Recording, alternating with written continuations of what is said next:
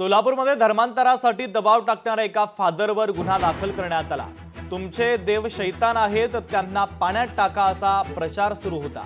धर्मांतरासाठी 10,000 रुपये देण्याचं आमिष दाखवण्यात आलेलं होतं, मात्र या सगळ्या प्रकाराचा भांडाफोड करण्यात आलेला आहे।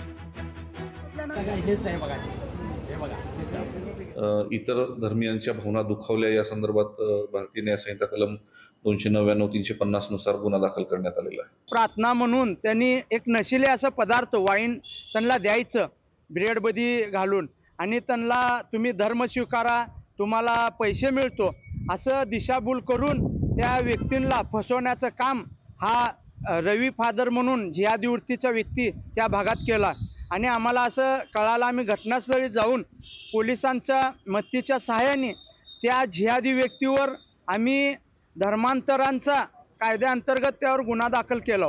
जे वंचित लोक आहेत त्यांना धर्मांतरून घेणे, आमिष दाखवणे, अशा प्रकारे त्यांनी तिथं आपल्या काही हिंदू लोकांना आणि जे वंचित आहेत, जे त्यांना खरंच काय म्हणजे सुखसुविधा नाही अशा लोकांना गाठून आमचा येशू असा आहे, आमचा येशू तसा आहे आणि त्यांना वाईनमधनं ब्रेडचे तुकडे घालून त्यांना भुलीचं औषध देऊन हे त्यांचा प्रकार तिथं आम्ही उघडकीस आणला।